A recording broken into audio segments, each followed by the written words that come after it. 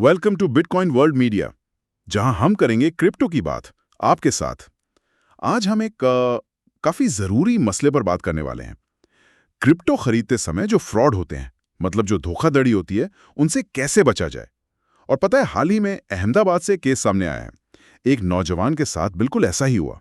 हाँ, ये मामला बिल्कुल ताज़ा है और चिंता की बात भी है।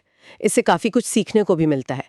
अहमदाबाद में मान पटेल नाम के एक 22 साल के लड़के के साथ सुनने में आया है करीब 16 लाख रुपए की ठगी हो गई। और ये तब हुआ जब वो ऑनलाइन डिजिटल करेंसी मतलब क्रिप्टो खरीदने की कोशिश कर रहे थे। 16 लाख, अरे बाप रे, ये तो बहुत बहुत बड़ी रकम है। तो हुआ क्या था आखिर, मतलब कैसे शुरू हुआ ये सब? देखिए, इसकी शुरुआत हुई भरोसे से, जो अक्सर ऐसे मामलों में होता है। मान पटेल ने जे पटेल नाम के किसी व्यक्ति से कांटेक्ट किया। तो पहले उन्होंने सिर्फ एक छोटी सी रकम, कोई 30,000 रुपए की क्रिप्टो खरीदी। यूएसडी थी शायद। जे पटेल ने एक क्यूआर कोड भेजा, मान ने पेमेंट किया और बस 5 मिनट में क्रिप्टो उनके अकाउंट में आ भी गई। अच्छा।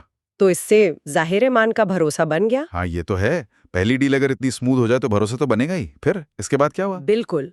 और यही यही स्कैमर्स का खेल होता है। वो पहले एक छोटी कामयाब डील से भरोसा जीतते हैं।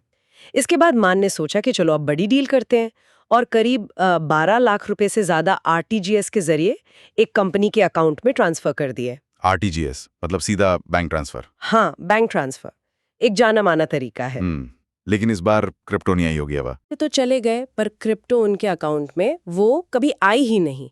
और जब मान ने जे पटेल से पूछा तो बहाना बना दिया कि जी सर्वर में दिक्कत है, 24 घंटे लगेंगे, ठीक हो जाएगा। ओहो, ये तो टिपिकल बहाना लगता है।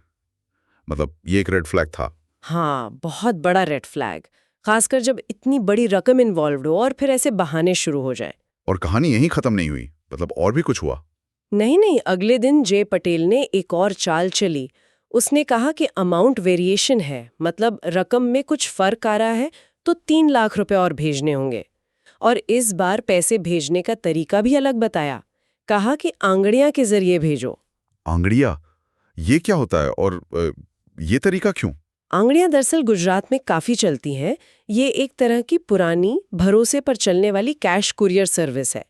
तो कई बार स्कैमर्स ऐसे तरीके इस्तेमाल करते हैं क्योंकि इसमें पैसे का लेन देन ट्रैक करना बैंक ट्रांसफर जितना आसान नहीं होता। अच्छा। तो ये भी शक करने की एक वजह थी कि तरीका क्यों बदला। तो माने वो 3 लाख भी भेज दिए? हाँ, दुख की बात है, उन्होंने वो पैसे भी भेज दिए। शायद भरोसे में या इस उम्मीद में कि पहले वाले पैसे मिल जाएंगे। हाँ। लेकिन इसके बाद जे पटेल गायब, फोन उठाना ही बंद कर दिया। ओहो। तब जाकर मान को एहसास हुआ कि भाई उनके साथ तो धोखा हो गया है। उन्होंने फिर अपने किसी रिश्तेदार से बात की, फिर साइबर हेल्पलाइन 1930 पे कॉल किया और फिर पुलिस में शिकायत दर्ज करवाई। पुलिस ने मामला दर्ज कर लिया है? हाँ, पुलिस ने धोखाधड़ी और आईटी एक्ट के तहत मामला दर्ज किया है और अब जांच कर रही है। तो ये पूरा मामला हमें यही सिखाता है कि ऑनलाइन लेन देन में और खासकर क्रिप्टो जैसी नई चीजों में कितना ज्यादा सावधान रहने की जरूरत है। सिर्फ एक छोटी सी सफल डील के भरोसे पर लाखों रुपए लगा देना, ये तो बहुत बड़ा जोखिम है। निश्चित रूप से। और ये पैटर्न बहुत कॉमन है। इसे आप एडवांस फी फ्रॉड का एक रूप कह सकते हैं। मतलब पहले छोटा सा लालच या फायदा दिखाकर भरोसा जीत लो, और फिर जब बड़ी रकम मिल जाए तो गायब हो जाओ। इसके अलावा भी कई फ्रॉड होते हैं क्रिप्टो में, जैसे नकली इन्वेस्टमेंट प्लेटफॉर्म बना देते हैं या लोगों के वॉलेट हैक कर लेते हैं। तो मूल मंत्र एक ही है, सतर्कता और जांच पड़ताल, पूरी जांच पड़ताल। हाँ, बिल्कुल सही कहा। अच्छा, इसी से जुड़ा एक सवाल लेते हैं। कई लोगों के मन में आता होगा ये क्वेश्चन, अगर कोई ऑनलाइन क्रिप्टो बेचने का ऑफर दे रहा है तो सबसे पहली चीज क्या चेक करनी चाहिए? आंसर देखिए, सबसे पहले और सबसे जरूरी चीज है बेचने वाले की पहचान, उसकी विश्वसनीयता। क्या वो व्यक्ति या वो प्लेटफॉर्म भरोसे के लायक है? उसकी ऑनलाइन रेपुटेशन कैसी है? क्या दूसरे लोगों के रिव्यूज या अनुभव है उसके बारे में? सिर्फ अच्छा ऑफर देख के कूद नहीं पड़ना चाहिए। किसी भी अनजान व्यक्ति या बिल्कुल नए प्लेटफॉर्म पर बड़ी रकम लगाने से पहले 1000 बार सोचें। जहां तक हो सके वेरीफाइड और जो जाने माने एक्सचेंजेस हैं उन्हीं का इस्तेमाल करें। और अगर आप P2P कर रहे हैं, मतलब सीधे किसी व्यक्ति से खरीद रहे हैं, तो हमेशा छोटी रकम से शुरू करें। जब तक आप पूरी तरह संतुष्ट ना हो, आगे ना बढ़े। और अगर कुछ भी अजीब लगे, जैसे जैसे पेमेंट के लिए कोई बहुत ही असामान्य तरीका बताया जा रहा हो या आप पर बहुत ज्यादा दबाव बनाया जा रहा हो कि जल्दी करो, तो समझ जाइए कुछ गड़बड़ है, तुरंत पीछे हट जाए। ये बहुत जरूरी बात है। सावधानी हटी दुर्घटना घटी वाली बात है यहाँ तो। चलिए अब जाते जाते एक सवाल आप सबके सोचने के लिए छोड़ जाते हैं।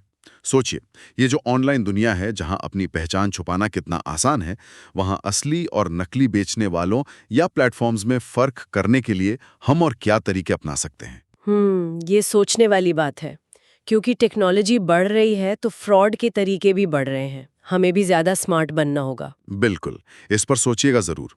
डेली न्यूज़ की जानकारी के लिए हमारे चैनल को सब्सक्राइब कर लें। जल्दी मिलते हैं एक नए टॉपिक के साथ। धन्यवाद।